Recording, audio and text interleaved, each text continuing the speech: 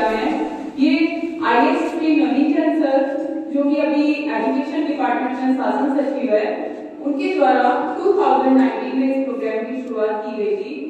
उन्होंने जब देखा कि बच्चों के साथ आए दिन कुछ ना कुछ उनको थोड़ा सा नॉलेज ना होने की वजह से वो असुरक्षित विक्टिम हो जाता है। इस कारण सर के द्वारा ये एक सेशन लिया गया था अपने पास के स्कूल में, है ना। सर ने खुद लिया था ये सेशन और फिर धीरे धीरे हमारी तरह उनके साथ वॉलंटियर जुड़ते रहे।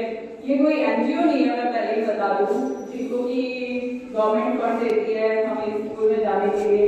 हम अपनी बस इच्छा से जाते हैं स्कूल में ताकि ज्यादा से ज्यादा बच्चों को सुरक्षित कर सके, उनको अवेयरनेस क्रिएट कर सके ताकि वो किसी भी विक्टिम किसी भी प्रकार से ना हो सके। ठीक है, तो हमने इस प्रोग्राम को आज ये राजस्थान के हर डिस्ट्रिक्ट से हमारी तरह इसमें वॉलंटियर काम कर रहे हैं और हमने अभी रिसेंट अगस्त में करीबन 66,000 स्कूल के अंदर 60 लाख से भी ज्यादा बच्चों को इस प्रोग्राम के तहत अवेयर किया है। तो ये बहुत बड़ा टारगेट था हमारे लिए, है ना। आज कल आपकी मैम से भी बात हुई और हम आज आपको भी थोड़ा प्रोग्राम के बारे में बताएंगे, आपको जागरूक करेंगे ताकि आपको भी गुड टच और बैड टच के बारे में जानकारी हो सके और आप भी अगर आपकी लाइफ में इस तरह से कोई घटना होती है तो किस तरह से आपको काम करना है या उनसे कैसे फाइट करनी है, उनके बारे में आज आपको टिप्स देंगे। ठीक है, सब आराम से सुनेंगे। ठीक है, ओके, तो हम आगे बढ़ते हैं। स्पर्श क्या होता है? स्पर्श कोई मीनिंग बताएगा स्पर्श का? छूना, टच, है ना। इंग्लिश में कहें तो टच और हिंदी में बात करें तो छूना। छूना भी दो तरह से होता है, टच भी दो तरह का होता है। कौन कौन सा? एक गुड और एक बैड, है ना। एक गुड टच भी होता है और एक बैड टच भी होता है। अब गुड टच कौन कौन से होते हैं, हमें डेली लाइफ में कहाँ से देखने को मिलते हैं, उनके बारे में बात करें। अच्छा, हम गुड टच के बारे में जब बात करते हैं तो आपको अधिकतर पता होता है कि गुड टच क्या है और बैड टच क्या है, लेकिन जब मैं आज आपको गुड टच और बैड टच के बारे में बात करूंगी तो यहाँ पे दो कीवर्ड यूज करूंगी। Good touch it means safe touch, comfortable touch, है ना, जो आपको कैसा लगता है? हैप्पी। और वहीं अगर बैड टच हो रहा है तो कैसा लगता है? सैड लगता है, अनसेफ होता है और अनकंफर्ट महसूस करवाता है ना।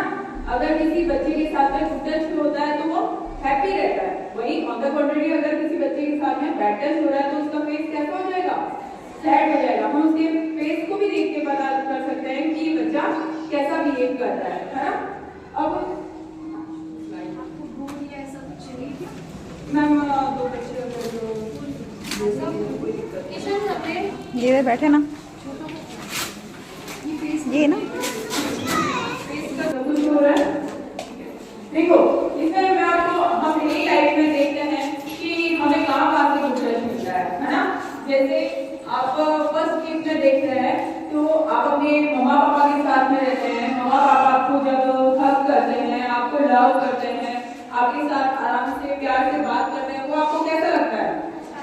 अच्छा लगता है। आप कैसा फील करते हैं? जॉय फील करते हैं, आप हैप्पी फील करते हैं। होता है ना ऐसा, सबके साथ होता है ना। मम्मा पापा के साथ में आप टाइम स्पेंड करते हो तो वो सब कैसे टच होता है? गुड टच होता है।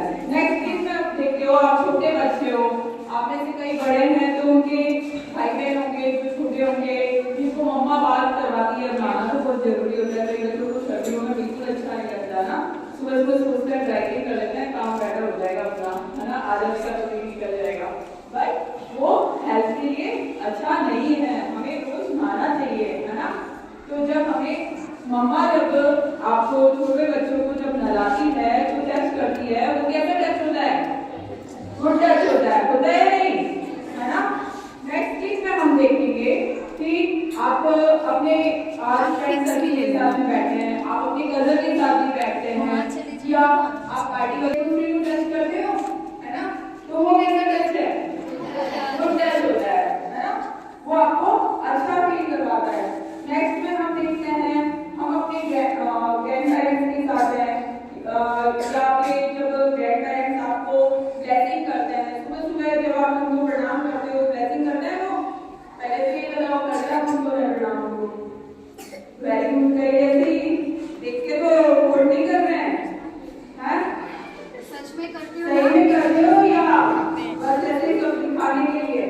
आपको सबको प्रणाम करना है। अगर कोई नहीं करता है तो सुबह उनको भी करना है। तो जब हमें ग्रैंड पेरेंट्स ब्लेसिंग करते हैं तो वो भी कैसे टच होता है, गुड टच होता है ना।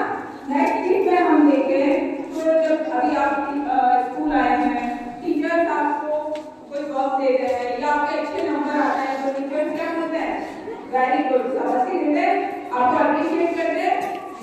तो आपको कैसा लगता है, डांटते हैं तो कैसा लगता है, बुरा लगता है। तो हमें डांट नहीं खानी है, हमें उनसे अप्रिशिएट होना है, हमें उनसे शाबाशी लेनी है, ठीक है।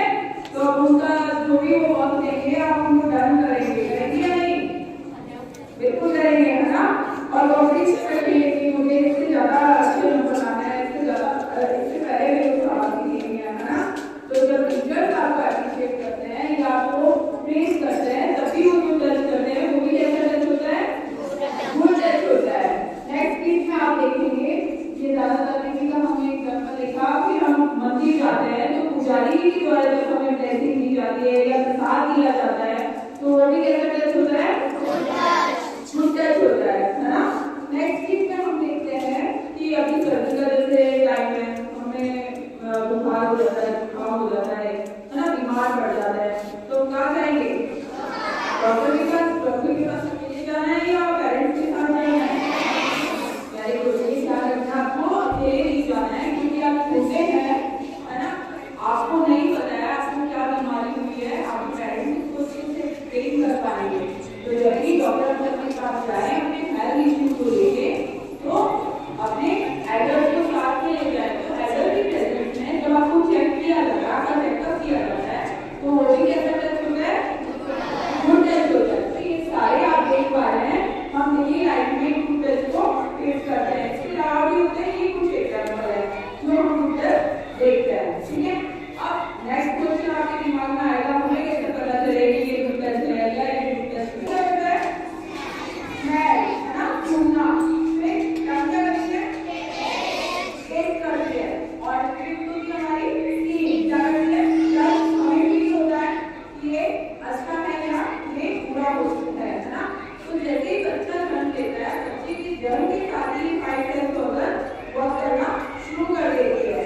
जैसे आपने देखा होगा छोटा बच्चा होता है, मम्मा उसको ऐसे ही क्या देती है, वो क्या करता है, रोता है ना, रोता है कि उसे भूख लगी है ना, तो मम्मा को पता चलता है इसको दूध पिलाना है। तो एक छोटा बच्चा है, उसको भी पता है कि ये सेंस ऑर्गन का मुझे वर्क करना है। तो आपको बड़े बच्चे हैं, आपको तो भी अच्छे से पता है ना, कि ये 5 सेंस ऑर्गन ऐसे काम करती है। जैसे आप अपनी क्लास में हैं, क्लास की कैंटीन है, आपको कैसा लग रहा है, अच्छा लग रहा है। एक क्लास में इधर उधर कचरा बिखरा होता या गंदा होता क्लास में, आपको कैसे लगता, बिल्कुल अच्छा नहीं लगता और आपका पढ़ने में भी मन नहीं लगता। हम मंदिर जाते हैं, अच्छी खुशबू आती है अगरबत्ती की, धूप की, हमें कैसा लगता है वहाँ पे, अच्छा लगता है। वही हम गंदे नाले से निकल रहे हैं तो जो उसकी स्मेल होती है वो कैसी लगती है, बुरी लगती है और हम वहाँ से मूव करने की कोशिश करते हैं, है ना। तो यानी हमारी सेंस ऑर्गन वर्क कर रही है, ठीक है। इन्हीं 5 सेंस ऑर्गन को हम कहीं ना कहीं एक साथ ही यूज कर रहे होते हैं। जैसे आप जो फ्रूट खा रहे हैं, है ना, तो आप उस फ्रूट को देख भी रहे हैं, उसे खा भी रहे हैं, उसको टेस्ट भी, हमें 5 सेंस ऑर्गन को यूज करना आता है अच्छे से। जैसे मैं एक बच्चे का भी एक एग्जाम्पल है, खुशबू स्वामी अभी मेरे पास है, मैंने खुशबू स्वामी के स्कूल पे हाथ रखा, मैंने कहा she is very good girl, ये अपने टीचर का कहना मानती है। अभी खुशबू को कैसे लगता है, अच्छा लग रहा है खुशबू को, ठीक है। मैंने कहा खुशबू हमेशा क्लास की टॉपर है और ये क्लास की मॉनिटरिंग भी बहुत अच्छी करती है और ये गेम्स भी बहुत अच्छा खेलती है। तो खुशबू को कैसा लग रहा है, अभी मैंने सेम हाथ मेरा अभी भी खुशबू को अच्छा लग रहा है, जब मेरा अभी एक्टिव है हाथ, लेकिन मैंने खुशबू को पढ़ लिया कर, अब खुशबू को कैसा लग रहा है, बैड लग रहा है। तो व्हाट इज द डिफरेंस कि मैंने पहले भी इसकी सिर पे ही हाथ मेरा अभी भी सिर पे ही हाथ है, but what is the difference between two things कि पहले खुशबू को अच्छा लग रहा था और अब अच्छा नहीं लग रहा है। इट मींस आपको ये सेंस ऑर्गन आपकी बॉडी में वर्क कर रही है और आपको बता रही है कि पहले जो मेरे साथ एक्टिविटी हुई वो अच्छी थी और अब अच्छी नहीं है। तो इन्हीं सेंस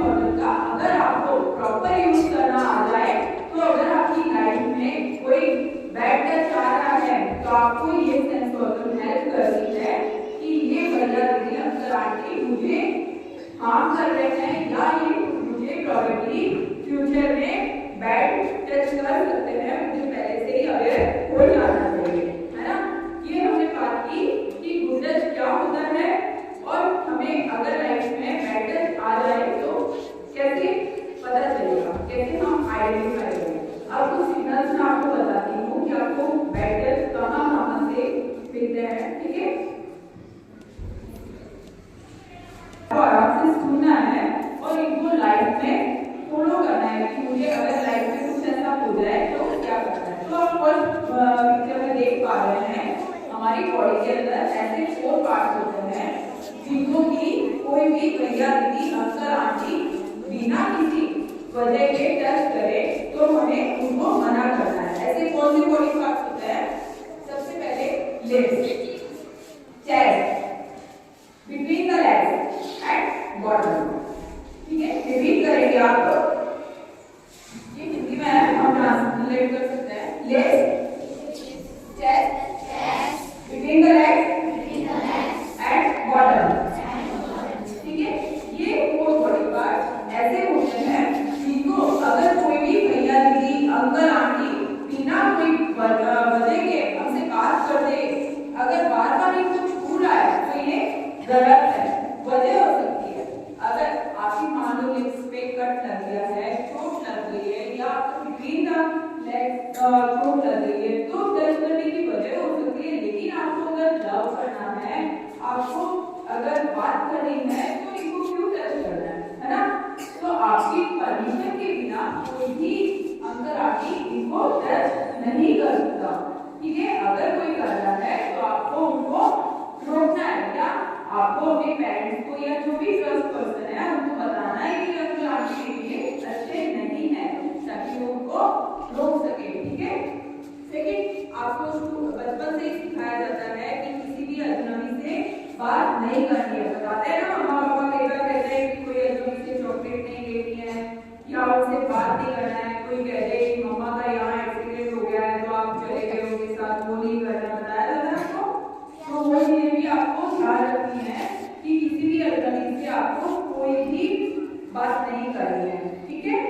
नेक्स्ट हम देखते हैं कि कई बार आप लोग शॉपिंग में जाते हैं, कोई मॉल वगैरह में जाते हैं, वहाँ पब्लिक टॉयलेट यूज कर लेते हैं या गार्डन में जा रहे हैं, वहाँ आप अकेले खेल रहे हैं या आप बस में ट्रेवल कर रहे हैं। तो जब भी आप इस तरह की जो पब्लिक प्लेस है वहाँ पे जाएं तो अकेले नहीं जाएंगे, आप अपने पेरेंट्स के या जो भी एडल्ट पर्सन है आपके उनकी निगरानी में रहेंगे, क्योंकि इस तरह के जो भी चीजें होती है, बैड होते हैं, वो इसी तरह के जो पब्लिक प्लेस होते हैं या जो अननोन पर्सन होते हैं उन्हीं के द्वारा किए जाते हैं। तो आपको वहाँ पे केयरफुल रहना है, अकेले नहीं जाना है, ठीक है। नेक्स्ट एक बहुत ही इम्पोर्टेंट पॉइंट है कि ये इस तरह के लोग होते हैं ना, वो मानसिक रूप से विकृत होते हैं, है ना। उनको कहीं ना कहीं बच्चों को हार्म करने में अच्छा लगता है। तो हमें तो क्या करना है, अपनी सेफ्टी का ध्यान रखना है ना। तो अगर कोई पर्सन आपको कहे कि अपने कपड़े उतारो या वो आपको टच कर रहा है गलत पार्ट पे, जो ये आपको पार्ट्स बताए इन पे टच कर रहा है, या कोई पर्सन आपके सामने अपने कपड़े उतार रहा है या उनको टच करने के लिए कह रहा है, ऐसा होता है। ये ऐसा नहीं है कि मैं बता रही हूँ, ये रियल में हमें पेपर में पढ़ने को मिलता है। तो अगर इस तरह के कोई भी लोग आपकी लाइफ में एंट्री कर रहे हैं तो आपको क्या करना है, विरोध करना है, ठीक है। अगर आप नहीं कर सकते तो एटलीस्ट आपको अपने पेरेंट्स को या आपके टीचर्स जो आपके बहुत ट्रस्टी टीचर्स है उनको बताना है ना, ताकि वो टाइम रहते उन चीजों को रोकना। डर जाता है क्या? नहीं डरता, क्या करता है वो? फाइट करता है, हेडपम्प उठाता है। लाइफ में अगर हमारे साथ में कुछ गलत हो रहा है तो हेडपम्प नहीं उठाना है, पर हाँ हमें अपना माइंड यूज करते हुए हमें उन चीजों से फाइट करनी है। हम कैसे बच्चे हैं? ब्रेव बच्चे हैं। कैसे बच्चे हैं? ब्रेव बच्चे हैं। तो हमें अपने बहादुरी, हमें अपनी पावर दिखानी है, एनर्जी लेके आनी है, ठीक है।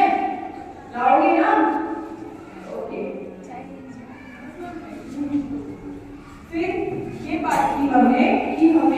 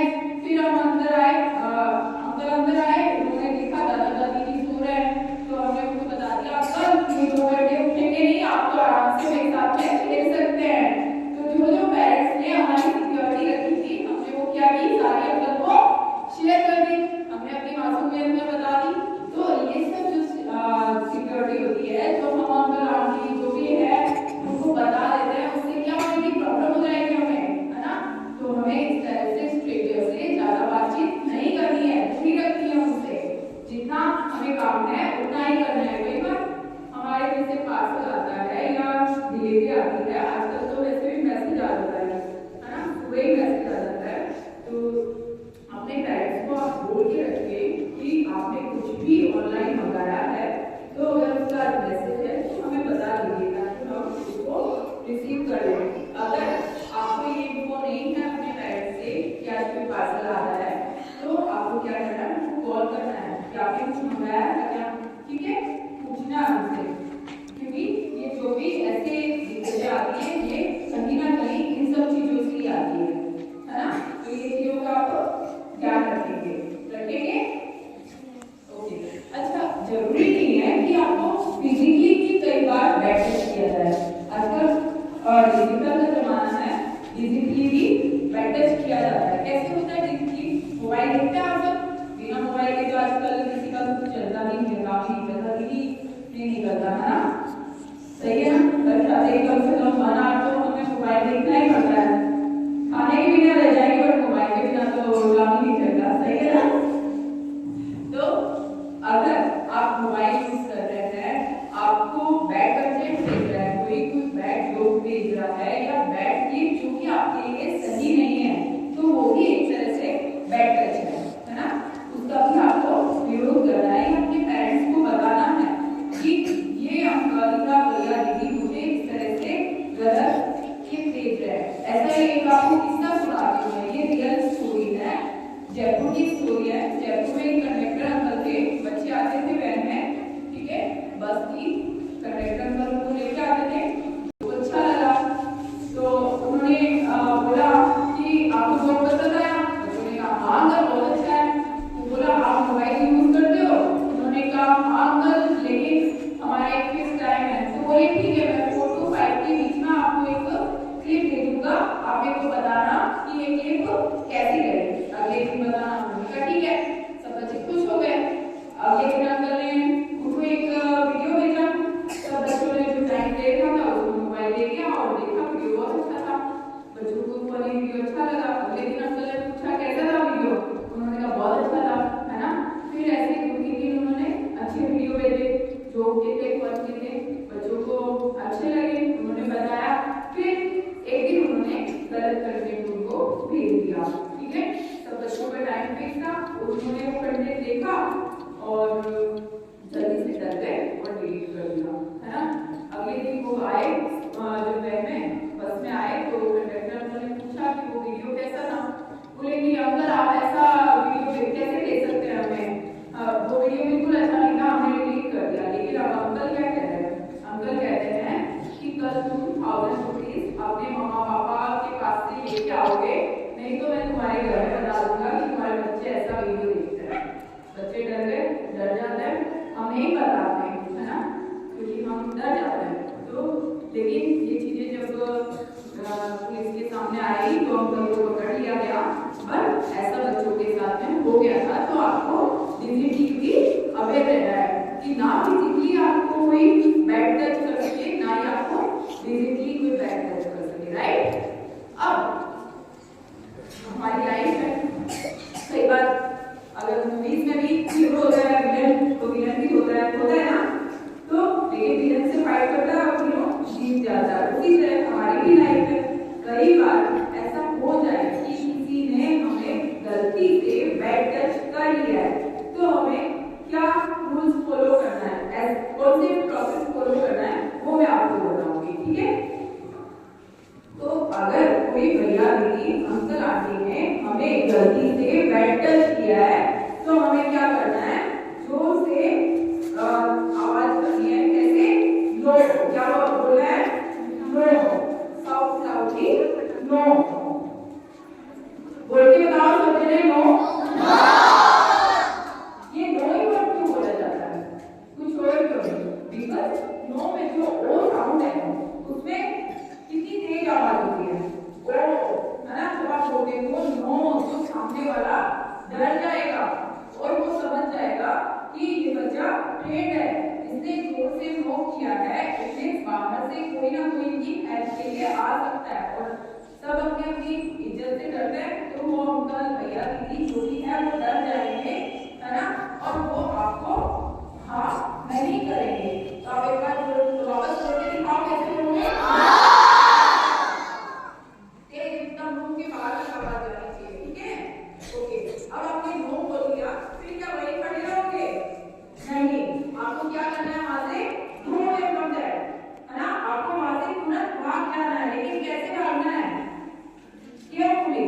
आपको सीढ़ियां हैं तो वहां से गिरना नहीं है, कोई भीड़ भाड़ है तो वहां पे गिरना नहीं है, कोई चीज पड़ी है तो उनको ध्यान रखना है और आपको उस जगह से तुरंत ही भाग जाना है, ठीक है।